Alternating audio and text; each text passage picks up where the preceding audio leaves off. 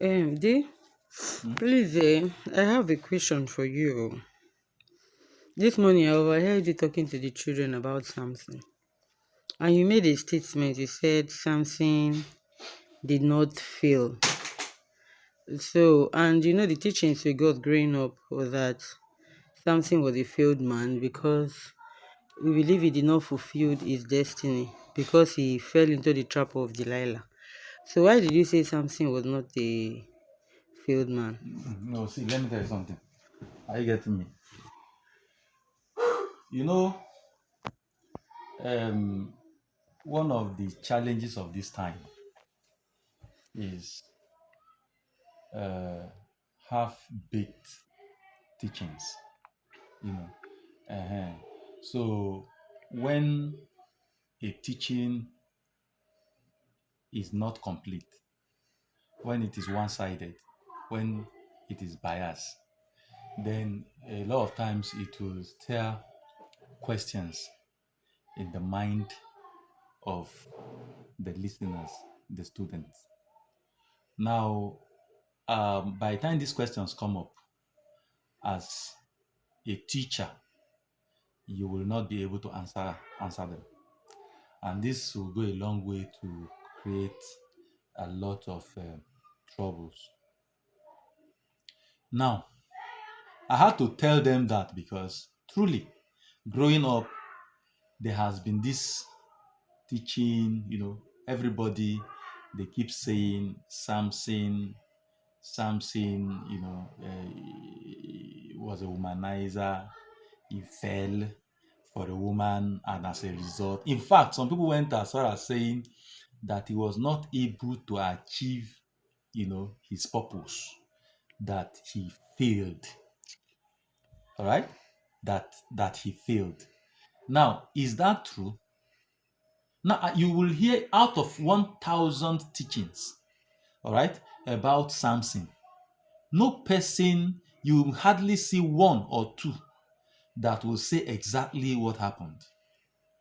Do you understand? And all of these put together, I think, is the reason for the issues we are having in the Christian faith today.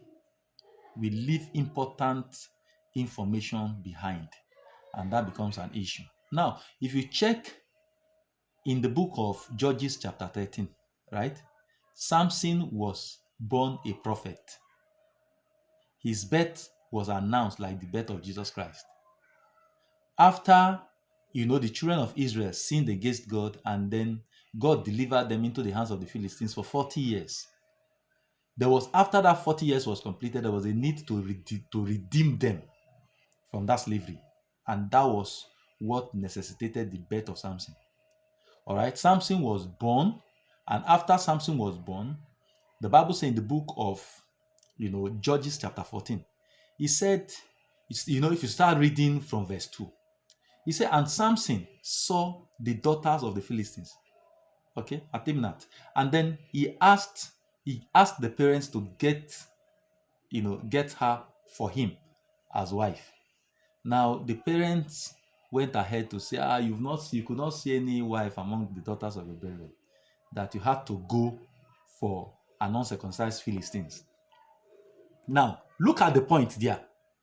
And what I'm saying is, you will hardly see any preaching, any teaching about Samson that said this, that God, what did I say? I said God was the one that made Samson to fall for Delilah. That is it. God was the one that made Samson to fall for Delilah. Samson was never a womanizer, as it is popularly said among preachers. Now, after the fall, all right, now the Bible says, he said, for his hair was shaved, and then he was taken as an ordinary man. Now, that was necessary because God actually wanted him to go to prison. Because, one, on getting to the prison, just like the Bible said that he killed more people in his death, than when he was alive. So it was still a road to victory. That was the purpose for which he was created. That was the purpose. So what I'm trying to say in essence is that Samson did not fail, as it is popularly said among Christian teachers. Okay, so he fulfilled his purpose. And why I decided to teach these children this, to start this teaching with the kids, is so that they will always vet whatever they are taught. They should be able to look at it and compare with what is in the scriptures. Because if you have to just take whatever you hear here and there, honestly,